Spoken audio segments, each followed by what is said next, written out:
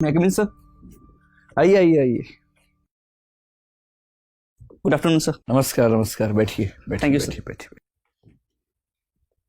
आपका नाम है दीपक कुमार? Yes sir. ठीक है। आपकी उम्र क्या है दीपक? सर 23। 23 ईयर्स के हैं आप। बहुत बढ़िया। अटेम्प्ट कौन सा है ये? सर दूसरा अटेम्प्ट। गुड। बहुत कम उम्र में जो बच्चे यहाँ आते हैं हमें लगता है कि उनको तो निश्चित रूप से प्रेफरेंस मिलनी चाहिए। अभी आपसे बात करके देखते हैं। पहले आप अपने बारे में कुछ ऐसा बताइए कि उसके बाद हमें ये पढ़ना ना पड़े। आपका फॉर्म? सर मेरा नाम दीपक कुमार है। मैं बिहार राज्य के कैमूर जिले का निवासी हूँ। ठीक है। मैंने अपना स्नातक इतिहास विषय से मगध यूनिवर्सिटी से किया है। ठीक है। और मैंने यूपीएससी के दूसरे प्रयास में इंटरव्यू सेशन तक पहुंचा है सर। कुछ आपकी रुचि वगैरह हो?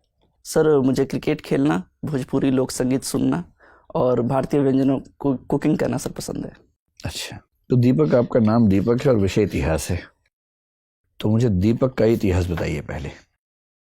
दीपक एक तरह से डिवाइस थी जिससे हम अंधेरे समय में प्रकाश कर लेते थे एक जमाने में। आप ये बताएं कि मनुष्य का जो प्राकृतिक प्रकाश है वो तो सूर्य है, थोड़ा चंद्रमा है। प्राकृतिक प्रकाश के अभाव में मनुष्य ने प्रकाश का अरेंजमेंट कैसे कैसे किया, इसका पूरा इतिहास 5 से 6 चरणों में समझाइए। सर सबसे पहले आदिम समाज में जब अंधेरा होता था तो कुछ देखने की व्यवस्था नहीं थी, तो आदिम समाज ने आग का प्रयोग सबसे पहले किया। 2 पत्थरों को रगड़ के आग उत्पन्न किया। ठीक है। उसके बाद सर उसी आग के सहारे अपनी जीवन की सुरक्षा की। पर वो कंट्रोल कैसे होती होगी? जैसे एक पेड़ में आग लगा दी रात को देखने के लिए और सुबह तो जंगल सहा हो गया। सर पेड़ में नहीं, एक्चुअली लकड़ियों को इकट्ठा करके आग लगाते थे। ठीक है। धीरे धीरे कंट्रोल कर लेते। Yes sir. ठीक है। उसके बाद धीरे धीरे मनुष्य जागरूक हुआ, बौद्धिक चेतना का विकास हुआ, तो उसे पता चला कि इसके अन्य भी कार्य हो सकते हैं, तो रोशनी के अलावा खाना पकाने में। उसके बाद जंगली जानवर से नहीं, मुझे तो रोशनी के इतिहास में रुचि है, आग के इतिहास में नहीं। रोशनी करने के लिए पहले आपने बताया कि आग से लकड़ी जला ली। यस। उसके बाद इतिहास आगे कैसे बढ़ा? सर उसके बाद एक यज्ञ प्रकरण सामने आता है।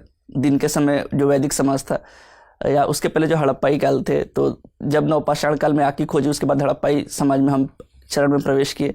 उसके बाद सर आग से हमने ये देखा कि प्रकाश भी उत्पन्न किया जा सकता है, तो उसी को व्यापक मात्रा में एक दीप का प्रयोग करते हुए, जैसे मिट्टी के बर्तनों का चाक का प्रयोग करते हुए उसको प्रयोग में लाया गया जिससे प्रकाश उपलब्ध हो सके। ठीक है। आगे जाकर इससे सर अग्नि को मतलब पूजा का महत्व दे दिया गया। अग्नि पूजन की बातें सामने बार बार प्रकाश के इतिहास से अग्नि के इतिहास पे शिफ्ट हो जाते हैं। मैं केवल प्रकाश का इतिहास पूछ रहा हूँ आपसे, है ना? अब तक मैं 2 ही पॉइंट समझ पाया हूँ आपके निबंध में से। पहला ये कि आग जलाई हमने। Yes sir. ठीक है। दूसरा ये कि हमने उससे दीपक जला लिया। Yes sir. उसके बाद बताइए फिर क्या हुआ? सर उसके बाद दीपक को सर सांस्कृतिक रूप दे दिया गया, जैसे हमारे महाकाव्यों से जोड़ा गया इसे।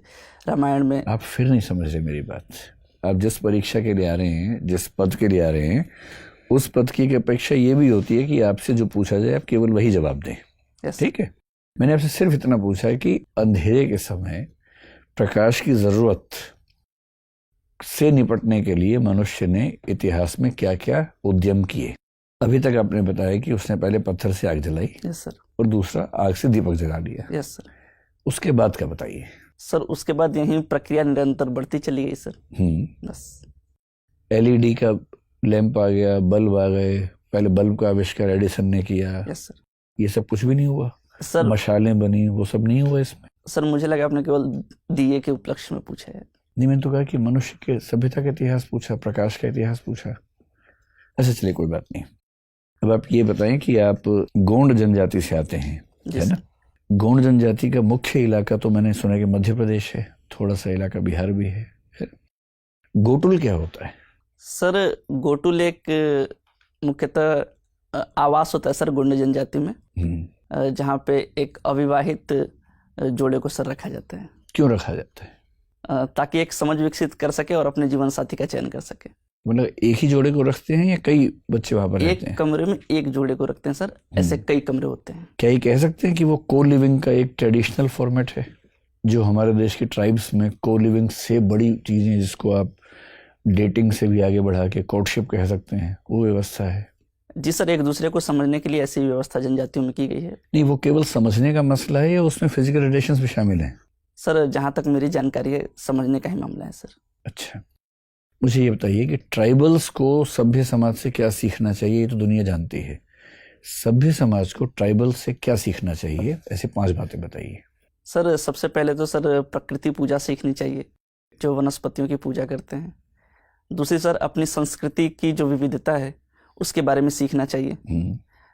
तीसरा सर सबसे बड़ी बात आमतौर पर भारत के सभी ट्राइब्स में देखी जाती है, एक जो लैंगिक समानता का पक्ष है बहुत बढ़िया, वो सीखना चाहिए। ठीक है। और सर चौथा ये है कि जो पारंपरिक आयुर्वेद जैसी जो चीज़ें हैं उसे सीखना चाहिए सर। और tribal medicine, yes sir, tribal medicine, ठीक है।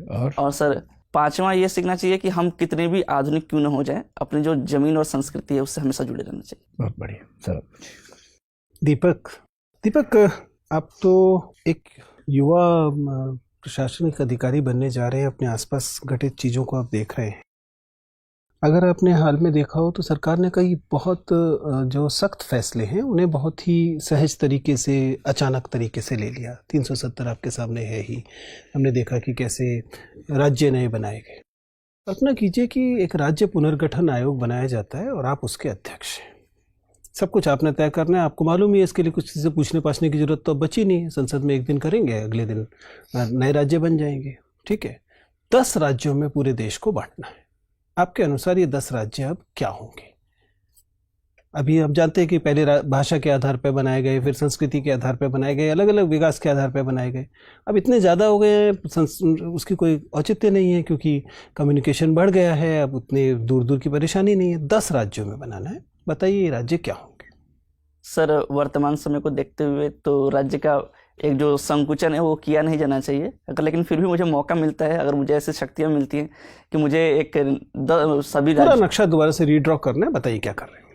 तो सर मैं भौगोलिक आधार पर राज्यों का विभाजन कर सकता हूँ सर। Very good. जो मध्य भारत, जो उत्तर के गंगा के मैदानी भाग हैं, उनको एक राज्य में कर दिया। एक हो गया गैंजेटिक प्लेन्स। यस सर, ठीक है। और दूसरा सर जो डेक्कन्स के इलाके हैं, जो प्लेटू इलाका है, उसे एक स्टेट में कर सकते हैं सर।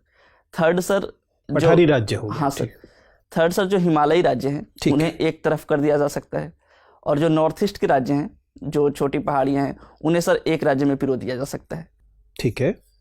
और सर उसी के अंतर्गत जो राज्य का विभाजन है, जो विभिन्न संस्कृतियों के एक छिटपुट तरीके से हम कर सकते हैं, ताकि राज्यों की संख्या बढ़ाने से जो केंद्रीकरण है वो हावी न हो, एक विकेंद्रीकृत स्वरूप सामने आ सके सर। चलिए कोई बात नहीं। दीपक, आपने मेंशन किया है कि आपको कुकिंग पसंद है। Yes sir. आप इंडियन डिशेस बनाना पसंद करते हैं। Yes sir.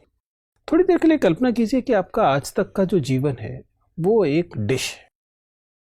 तो बताइए फिर इसका कुक कौन है या क्या है? जरूरी नहीं है व्यक्ति होगा, कुछ और भी हो सकता है।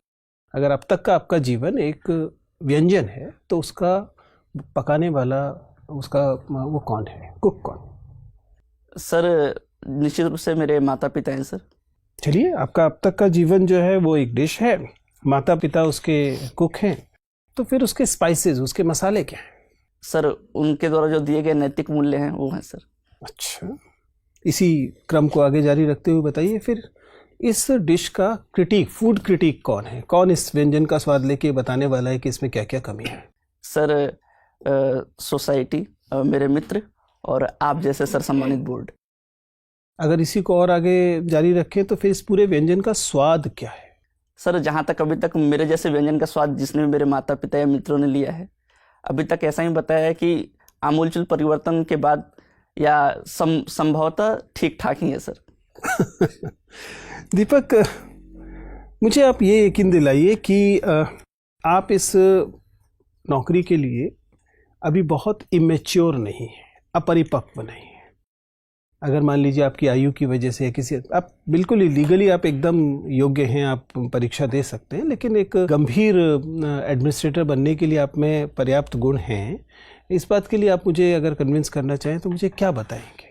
सर जहाँ तक मेरा मूल्यांकन मेरे माता पिता और गुरु ने किया है, उनके मैं केवल मैच्योरिटी के मापदंड से जानना चाहूँ। परिपक्वता आपके अंदर आ गई है, इसे बताने के लिए आप क्या बात बताना चाहेंगे? सर मेरे अंदर एक संवाद, जो संबंध स्थापित करने की क्षमता है, वो मुझे ऐसा लगता है कि मेरे अंदर ज़्यादा है। मेरे अंदर धैर्य और सहनशीलता ज़्यादा है, और तीसरी सबसे बड़ी बात कि मैं सीखने के लिए हमेशा आतुर रहता हूँ, मैं नई नई चीज़ों को सीखना चाहता हूँ, तो एक परिपक्वता की निशानी कह सकते हैं सर। चलिए ठीक सर।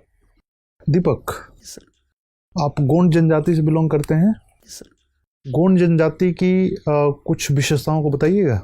सर, गोंड जनजाति की सबसे बड़ी विशेषता यह है सर कि जो क्लॉक होता है, जो नॉर्मल क्लॉक होते हैं और गोंड जनजाति क्लॉक होते हैं, और सर इरिवर्सिबल होते हैं। जैसे हम 12 1 2 3 4 करते हैं तो वहाँ पे घड़ियाँ उल्टी क्रम में चलती हैं सर। 12 से फिर 11। ऐसा क्यों सर? ऐसा एक पीछे एक साइंटिस्ट रीजन माना जाता है कि जैसे पृथ्वी के घूर्णन करने की परंपरा है जो पूर्व से पश्चिम की तरफ चलती है, तो पृथ्वी किधर चलती है सर?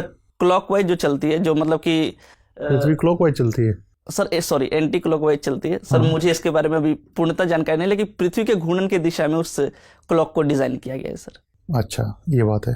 गोंड जनजाति मतलब एस्ट्रोनॉमी को लेकर बड़ी विकसित मानी जाती रही है। क्या कोई योगदान है, कोई योगदान है एस्ट्रोनॉमी में, खगोल शास्त्र में? हाँ सॉरी सर। अच्छा, इसके बारे में। गोंड जनजाति रावण की पूजा करती है। हाँ सर। ऐसा क्यों सर?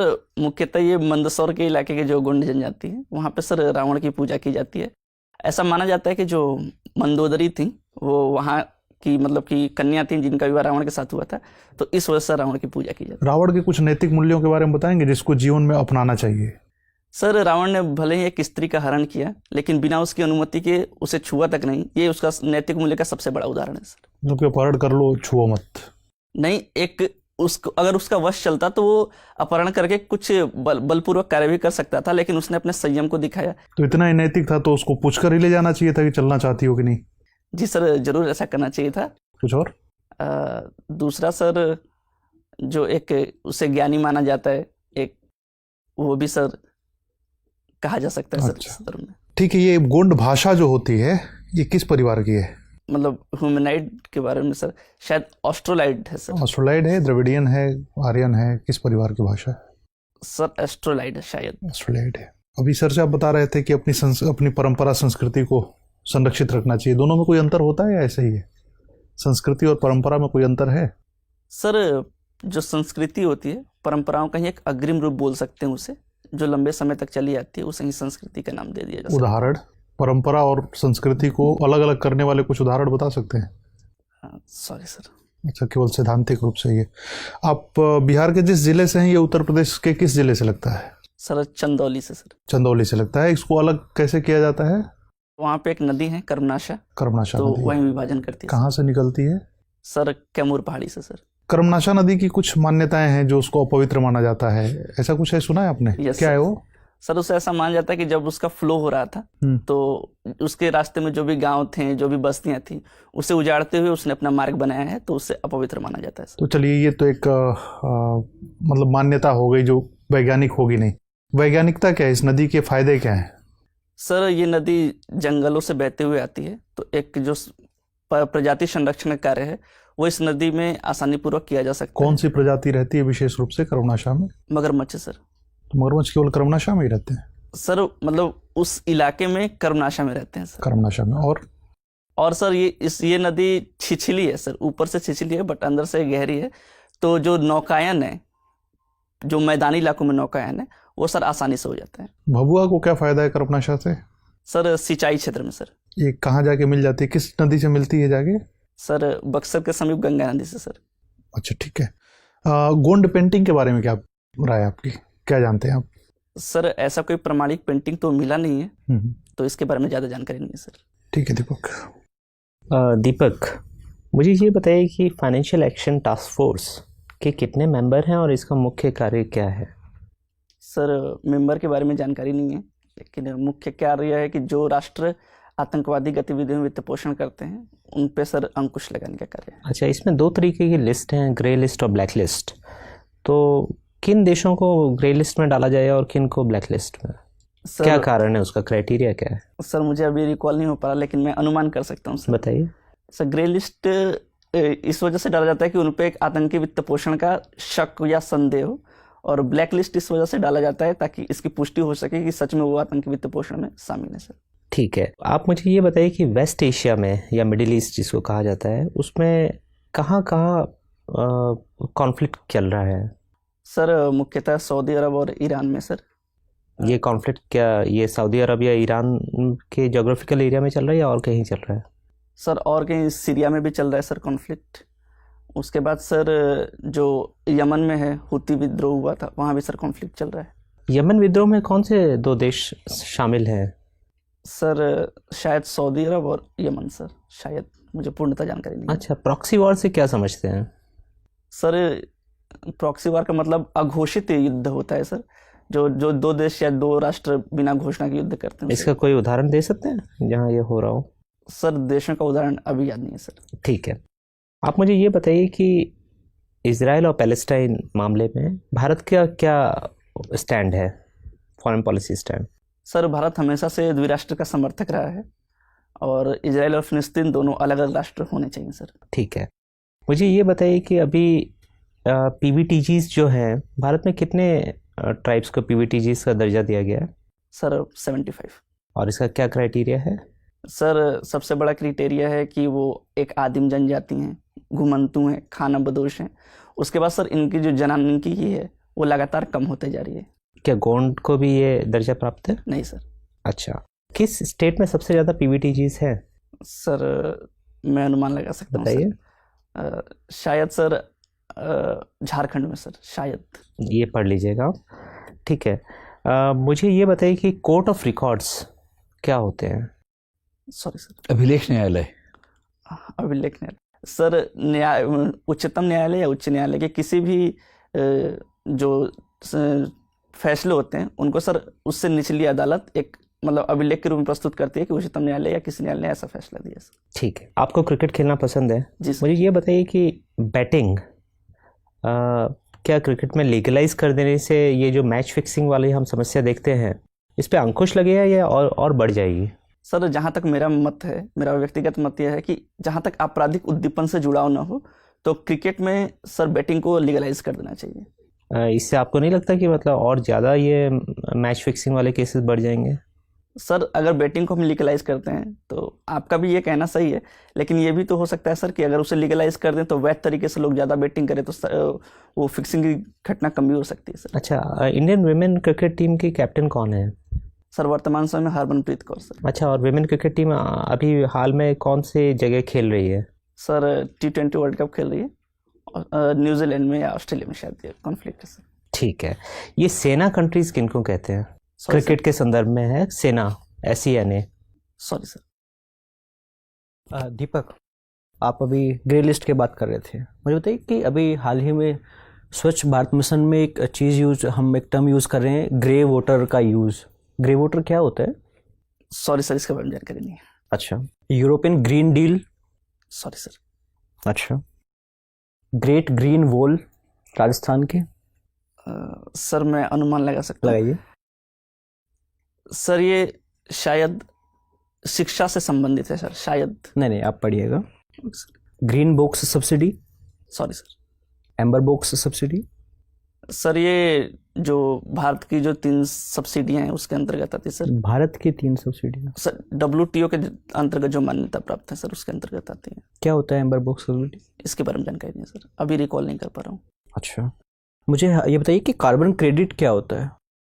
सर जो राष्ट्र अपने कार्बन पूल का जो उपयोग होता है, जो कार्बन कंजप्शन है, उसको अगर तय सीमा से अगर कम करते हैं तो वो अपने शेष बचे हुए कार्बन को या कार्बन पूल को किसी दूसरे राष्ट्र को बेचकर कार्बन क्रेडिट प्राप्त कर सकते और 21 एग्रीमेंट 21 प्रोटोकॉल के तहत ये कार्बन क्रेडिट किया जाता है? हैं। सर शायद Paris call sir. Paris deal या क्योटो प्रोटोकॉल? सर मुझे एग्जैक्ट नहीं पता। Montreal protocol? यस सर, ये ओजोन से संबंधित है, ओजोन क्षरण से संबंधित है मॉन्ट्रियल प्रोटोकॉल। इसमें एक टर्म यूज होती है पोलर स्ट्रेटोस्फेरिक क्लाउड, PSC। ये क्या होता है? Sorry sir. अच्छा, CFCs के बारे में आप जानते हैं कि CFCs का जो यूज है उसे कर्ब करने का गवर्नमेंट बहुत सारी इनिशिएटिव ले रही है। बता सकते हैं कि CFCs क्या होते हैं? सर ये एक क्लोरोफ्लोरोकार्बन इसको बोला जाता है, जो मुख्यतः ओजोन क्षरण में सहायक गैस होती हैं, उनका एक समूह है सर। ये किस किस जगह हम यूज करते हैं जहाँ पे हमें कर्ब करना है, किन किन प्रोडक्ट्स में? मुख्यतः सर कंडीशनर, एयर कंडीशनर चीज़ों में यूज होता है सर। अच्छा, आप तो उस एरिया से आते हैं जहाँ पे झूम कल्टीवेशन भी होती होगी। Yes sir. मुझे बताइए झूम cultivation versus zero tillage cultivation में क्या होता है? सर झूम कल्टीवेशन वर्तमान समय में बिल्कुल तरह से नहीं होती, पहले होती थी। सर हिंदी अगर बोले तो जीरो टिलेज मतलब शून्य जुताई कृषि। बता पाएंगे क्या होता है? नहीं सर। अच्छा, आपके रीजन में झूम कल्टीवेशन का क्या नाम है, क्योंकि इसके बहुत सारे रीजनल नेम्स हैं अलग अलग। सर दहिया बोला जाता है सर। और मध्य प्रदेश एरिया में जहाँ पे वो गोंड जनजाति रहती है वहाँ पर? वहाँ भी दहिया ही बोला जाता है। अच्छा, आप पीवीटीजीज के बारे में बात कर रहे थे, आप इसके पैरामीटर्स बता सकते हैं? जो भारत सरकार पीवीटीजी जो घोषित करती है तो किन पैरामीटर्स पे करती है? सर उसके बारे में ज़्यादा जानकारी नहीं है, लेकिन मुख्यतः 3 आयाम है। अगर जनजाति आदिम हो, और दूसरी कि उसका जनांकिकी लगातार कम होते जा रहा हो, और तीसरा वो अभी भी समाज की मुख्य धारा से दूर हो। अच्छा, मेरा लास्ट क्वेश्चन है, मुझे बताइए कि अमृत सिटी और एक स्मार्ट सिटी में क्या अंतर है? Sorry sir. दीपक, एक वाक्य मैंने कहीं पढ़ा था एक बार कि हम क्रिकेट नहीं खेलते, क्रिकेट हमें खेलता है। क्या सेंस हो सकती है इस वाक्य की? सर जहाँ तक मैं अनुमान कर रहा हूँ तो ये एक टीम भावना से परिचालित चीज़ें हो सकती हैं सर। मैं फिर से वाक्य बोलता हूँ, हम क्रिकेट नहीं खेलते, मैं थोड़ा चेंज कर रहा हूँ वाक्य को, हम क्रिकेट नहीं खेलते, क्रिकेट हमसे खेलता है। सर ये जो भारत में मौजूदा, अगर भारतीय परिदृश्य में देखें हाँ, तो भारत की बात कर रहे हैं। क्रिकेट एक सर जुनून हो चुका है भारत के अंतर्गत, तो ये मुख्यतः उससे लिंक हो सकता है सर। तो क्रिकेट हमसे कैसे खेलता है, क्या नुकसान पहुंचाता है हमें? सर नुकसान तो फिक्सिंग हो गया, बेटिंग हो गया, डोपिंग हो गया, इसके अंतर्गत आ सकता है सर। इससे हमें क्या नुकसान है? तो प्लेयर्स को नुकसान है इससे। तो क्रिकेट से हमारे देश को क्या नुकसान है? सर अगर फिक्सिंग या बेटिंग होती है तो जो इलीगल है अभी वर्तमान में, तो जो भारतीय अर्थव्यवस्था है उस पर प्रभाव पड़ सकता है सर। एक आंतरिक सुरक्षा का भी मैटर सामने आता है कि ज़्यादातर फिक्सिंग के पैसे जो होते हैं वो मनी लॉन्ड्रिंग के जरिए सर आर्म्स या फिर ड्रग एक्सपोर्ट में काम करते हैं, जिससे जो भारतीय आंतरिक व्यवस्था है वो प्रभावित हो सकती है सर। ठीक है, जो ट्राइबल सोसाइटी है उसको लेकर भारत सरकार की राय बड़ी डामाडोल है। एक अप्रोच ये थी कि हम ट्राइबल्स को जैसे हैं वैसा छोड़ दें एकदम, एक थी कि उनको भारतीय समाज का हिस्सा ही बना दे, और एक थी कि थोड़ा सा डिस्टेंस मेंटेन करें किंतु बहुत ज़्यादा डिस्टेंस ना रखें। ये अप्रोचेस किस किस की थी और इनमें से कौन सी अप्रोच हमने मानी, और आपकी राय में भारत सरकार ने ट्राइबल सोसाइटी के साथ ठीक बर्ताव किया या नहीं किया? सर जहाँ तक मेरा व्यक्तिगत मामला है, पहले मैं इस पे आता हूँ कि भारत सरकार ने ठीक तरीके से बर्ताव किया नहीं। तो वर्तमान में जो भारतीय नीति है जो ट्राइबल को लेके है, तो वो सर बिल्कुल संतोषजनक और सम्माननीय है। जैसा कि हम रिफॉर्म्स कर रहे हैं कि जनजातियों को उनको वन उपज का अधिकार दिला रहे हैं, एक एकलव्य मिशन शुरुआत की गई है, ग्राम सभा का कॉन्सेप्ट बीच में आया है, तो ये सारी चीज़ें सर जनजातियों को मुख्य धारा से जोड़ने के लिए बिल्कुल सहमत और सही चीज़ें हैं। और सर जैसे आपने ये कहा कि ये किस किस की अनुशंसा या क्या थी, तो सर इसके बारे में मुझे जानकारी नहीं है। ट्राइबल पंचशील का नाम सुना है आपने? जनजाति पंचशील की नीति? नहीं सर। कोई बात नहीं। भोजपुरी गीत आप सुनते हैं? इस समय कौन से सबसे प्रसिद्ध सिंगर्स हैं भोजपुरी में, फोक म्यूजिक में? सर फोक म्यूजिक में मृदुला सिन्हा है सर, मैथिली ठाकुर है, और शारदा सिन्हा जी हैं सर। ठीक है, क्या वजह है कि भोजपुरी हो या पंजाबी हो या हरियाणवी हो, जो भी पॉपुलर म्यूजिक है वहाँ का, वो सामाजिक रूप से बहुत प्रगतिशील होने की बजाय बहुत ही सामंती किस्म का होता है? उसके बोल, उसके जो भाव हैं, आप इस बात से सहमत हैं कि ऐसा होता है?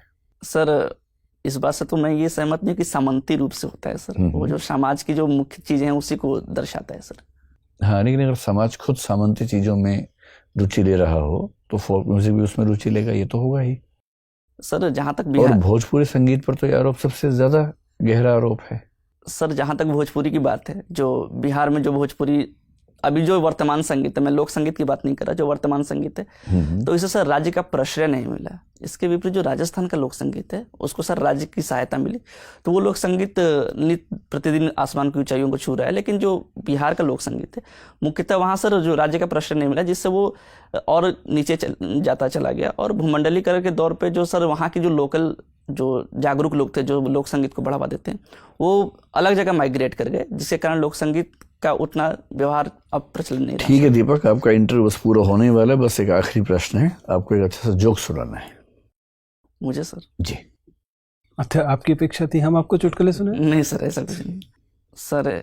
एक बेटा अपनी मतलब कि दूसरी जगह से बीवी लेके आता है, विलायती बीवी लेके आता है, तो उसकी मम्मी उसको बोलती हैं कि जैसे भोजपुरी में एक लड़की टाइप की है, अच्छा काम नहीं करती, तो वो बोलती है अपने मतलब हस्बैंड से कि डार्लिंग मतलब क्या होता है, तो वो बोलते हैं कि मतलब तुम बहुत अच्छी हो।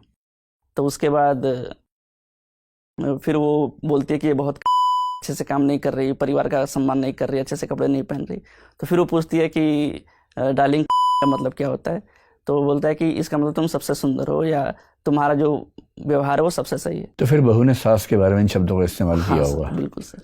उसी में हंसी आई होगी Yes, आपको। ठीक ठीक ठीक ठीक ठीक है दीपक, बहुत अच्छा लगा आपसे बात करके। क्या आप कुछ पूछना चाहेंगे हम लोगों से?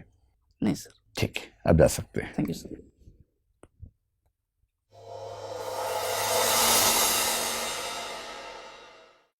आइए,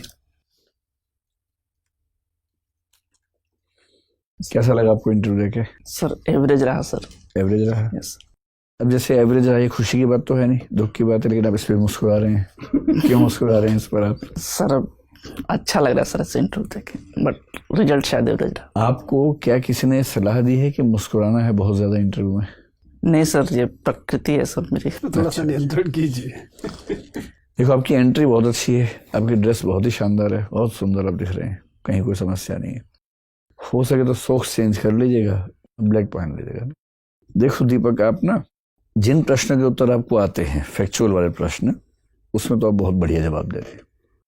जहां नहीं आते हैं वहां आप सॉरी बोल रहे हैं। सॉरी आपका मुझे ऐसा लग रहा है कि ठीक है, बस थोड़ा सा गति कम कर दीजिए। प्रश्न सुनते खटाक से सॉरी बोलते हैं, लगता है कि आप सॉरी ही तैयार करके आए थे कि बोल के दिखा दूंगा सॉरी, ऐसा ना लगे। बस है ना, थोड़ा सा गैप लेके ये लगे कि आप कोशिश कर रहे हैं याद करने की, फिर सॉरी बोल रहे हैं, ठीक। अदरवाइज सॉरी आपका ठीक है। तीसरा है कि आप जो कहते हैं कि मैं अनुमान लगा सकता हूँ, वो मुझे अच्छा लगा कि मैं जहाँ नहीं आता आप कह रहे कि सर मैं अनुमान लगा सकता हूँ, तो आप अच्छा लगा रहे। बेशक अनुमान गलत हो जाए, जब कह दिए कि अनुमान है, गलत हो गया तो कोई दिक्कत है ही नहीं, आप अच्छे तरीके से कर रहे हैं। अच्छा, एक अच्छी बात ये भी है कि एक इमेजिनेटिव सवाल सर ने पूछा, कुकिंग मान लीजिए अगर आपका जीवन ऐसा है तो आप क्या हैं, मसाला क्या है, वो आपने बड़ा अच्छा जवाब दिया, जिसका मतलब है कि सोचने की क्षमता आपकी अच्छी है। क्या आपको इस क्वेश्चन का पहले से आइडिया था? नहीं सर, तुरंत तुरंत बनाया सर। ठीक है, तो अच्छा बनाया। लेकिन अगर तुरंत बनाया आपने, तो फिर ये बताओ कि जब मैंने प्रकाश का इतिहास पूछा तो मुझे बार बार आपको ट्रैक पे लाना पड़ा कि मैं प्रकाश का इतिहास पूछ रहा हूँ, दीपक का धार्मिक पूजाओं का इतिहास नहीं पूछ रहा हूँ। ऐसा क्यों हो रहा था? सर आपको देख के एजिटेट हो गया था। तो ये कोई बात नहीं है, लेकिन गोटोल आपने अच्छा बताया, लेकिन गोटोल तो आपको पता होना चाहिए ना, उसमें तो सेक्सुअल एजुकेशन भी उसका पार्ट होता है। सर मुझे एक्चुअली याद नहीं था, मुझे लग रहा था कि होगा सेक्सुअल एजुकेशन, लेकिन पूर्ण नहीं था, इसलिए सर वो बोलते। अच्छा, कोई बात नहीं, लेकिन अब क्योंकि उस ट्राइब से हैं और उस ट्राइब के बहुत यूनिक फीचर्स में एक ये है कि एस्ट्रोनॉमी है, तो पता होना ही चाहिए आपको उसके बारे में। अब एस्ट्रोनॉमी का जिक्र आने पर आपने कहा कि उसकी क्लॉक अलग तरीके से है और वो पृथ्वी की गति के अनुसार है, और पृथ्वी की गति कौन सी है आपको नहीं पता है। तो जब आप खुद एक विशेषता अपनी ट्राइब की बता रहे हैं तो उसमें आपको ठीक से पता होना चाहिए, पढ़ा होना चाहिए आपने, है ना। फिर ट्राइबल पॉलिसी ऑफ इंडिया जो है वो आपको पता होनी ही चाहिए, उससे बचने का स्कोप ही नहीं है। किसी भी एंथ्रोपोलॉजी की किताब को उठा लीजिए, इंडियन एंथ्रोपोलॉजी की, उसमें ट्राइबल पॉलिसी पे अच्छा चैप्टर मिल जाएगा, उसको ध्यान से पढ़ लीजिए। फिर भोजपुरी फोक म्यूजिक वाले प्रश्न में टालो मत, बात को एक्सेप्ट करो कि हाँ सर, इन सभी राज्यों में जैसे समाज का सोचने का तरीका है वैसे उसके गीत में आता है, क्योंकि लोकगीत तो आमतौर पर मनोरंजन के लिए बनते हैं। ये तो एग्जाम्पल देकर समझाइए कि सर जैसे इसमें रंग भेद दिखता है। जैसे मैं हरियाणा से हूँ, वहाँ का सबसे प्रसिद्ध गीत है जीजा तू काला में गोरी घड़ी, रंग भेद का गीत है, इसमें क्या परेशानी है? आपकी जो कल्चर है भोजपुरी लैंग्वेज में, उसमें ऐसे कई गीत होंगे जिसमें कहीं रंग भेद होगा, कहीं जाति भेद होगा, कहीं लिंग भेद तो भरा होगा, महिलाएं केवल सुंदर वस्तु के रूप में आती होंगी। तो ऐसे कुछ उदाहरण देके आप समझाइए अगर ऐसा कोई प्रश्न पूछा जाए ना। जो सबसे बड़ी चिंता की बात है कि अंत में मैंने आपसे पूछा जोक सुनाओ, और आपने जो सुनाया है उसमें आपने एक शब्द का इस्तेमाल किया, एक। आप समझ रहे हैं कि आईएएस के इंटरव्यू के बोर्ड में इन शब्दों का प्रयोग इसका क्या मतलब होगा? सर मैं तैयार ही नहीं था, मुझे समझ नहीं आया कि मैं क्या बोल रहा हूँ। ये प्रश्न इसीलिए होता है कि आप तैयार नहीं है।